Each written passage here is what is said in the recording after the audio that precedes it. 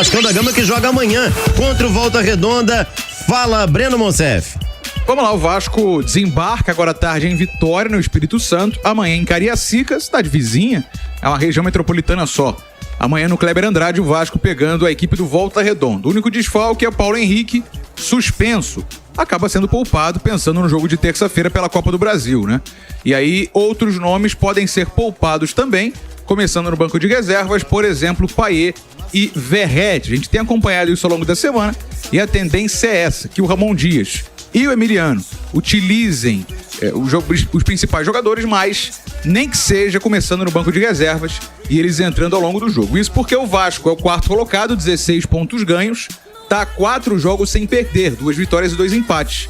Ainda tem a briga com o Botafogo e a Portuguesa, os dois que vêm atrás com 14 pontos. Mas eu lembro que na outra semana, depois de jogar amanhã contra o Volta Redonda, jogar na terça-feira contra o Marcílio Dias, lá em Itajaí, Santa Catarina, o Vasco encerra a Taça Guanabara contra a Portuguesa. Pode ser um confronto direto também na última rodada, vai depender, é claro, do resultado também da Portuguesa nesse fim de semana pelo Cariocão. Então o cenário é esse pro jogo, a gente vem projetando isso ao longo da semana. O Ramon Dias não pode poupar todo mundo, porque mesmo tendo um jogo decisivo na terça-feira, nessa traiçoeira Copa do Brasil, o Vasco tem uma decisão também no Campeonato Carioca. Além disso, informações de reforços. O Vasco segue querendo buscar um orçamento disponível com a 777, a 777, para buscar no mercado um centroavante para ser reserva do Verratti. O Vasco confia no Verratti, tem o Ryan, mas o Ryan tem 17 anos, é jogador da base. O Vasco quer fazer uma contratação, não vai fazer loucura financeira, vai trazer um nome experiente, mas ou que esteja livre no mercado ou por empréstimo.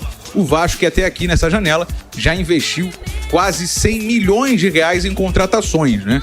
Então fica essa questão aí. Só um último detalhe ainda, um outro último detalhe, o Sforza está à disposição para amanhã. Juan Sforza, volante, meio-campo argentino, que veio para o Vasco nos últimos dias, foi apresentado, foi anunciado, na verdade, apresentado ainda não, né? Foi anunciado o Juan Sforza e ele está à disposição para amanhã.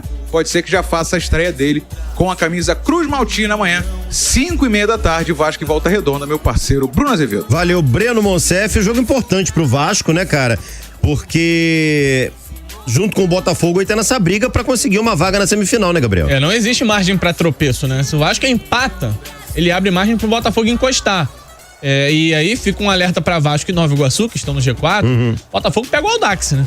E é o bônus do campeonato. Por mais que o Botafogo seja um time estranho, eu não acho que vai perder pontos no Audax. Estranho, mano. Uma boa definição, né?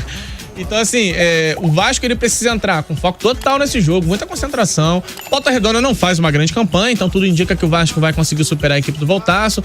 Mas o Vasco tem alguns exemplos ao longo desse campeonato de jogos em que acabou decepcionando contra pequenos. Eu lembro principalmente a partida contra o Nova Iguaçu, um jogo também que aconteceu fora do Rio, e o Vasco não foi nada bem. Mantendo o nível de atuação apresentado contra o Botafogo, com boa criatividade, com bom volume de jogo, vai se impor naturalmente, porque o Volta Redonda é um time um pouco mais frágil. E ratear um pouco, abre margem para se complicar na tabela. Então fica aí o alerta, lembrando, o Volta Redonda trocou de técnico, né? O Felipe Maestro foi mandado embora e voltou o Rogério Corrêa, que é um técnico de resultados excelentes no Volta Redonda nos últimos anos.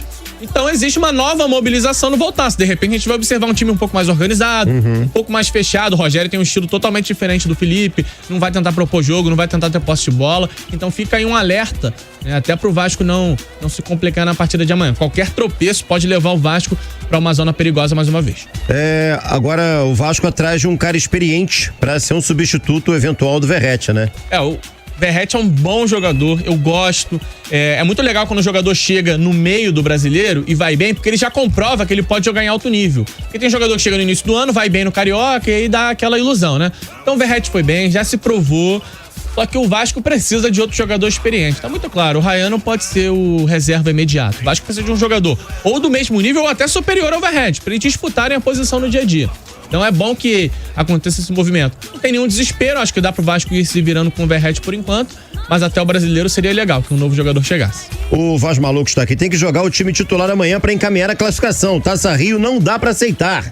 O Vasco descansou a semana, só que aí tem um jogo contra o Marcílio Dias na terça, né? Eu vou entender se o Ramon Dias segurar um jogador ou outro. Carlão tá aqui. Gabriel, vejo o Vasco se armando para o Brasileirão.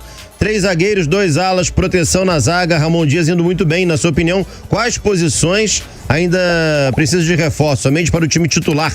Fala comigo. Então, acho que essa formação tá pegando um bom caminho, né? Principalmente pros jogos contra equipes mais fortes. No Brasileiro, que não falta jogo complicado. Eu acho que o Vasco ainda precisa desse jogador pra concorrer com o Verratti por posição. Mais um jogador de lado de campo. O Vasco vinha buscando o Pedro Henrique do Inter, então é sinal de que o Vasco tá atento ao mercado. Pelo menos mais um. Eu acho que mais um cara de meio de campo pra fazer a função que era do Paulinho. Agora o Esforça já tá regularizado. Tá, acho que assim, as emergências maiores são essas.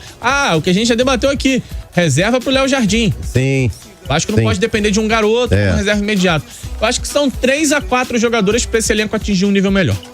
E eu tô curioso pra saber se o Sforza vai estrear amanhã, porque é um cara que eu quero ver jogar. Tô curioso pra ver esse garoto jogar.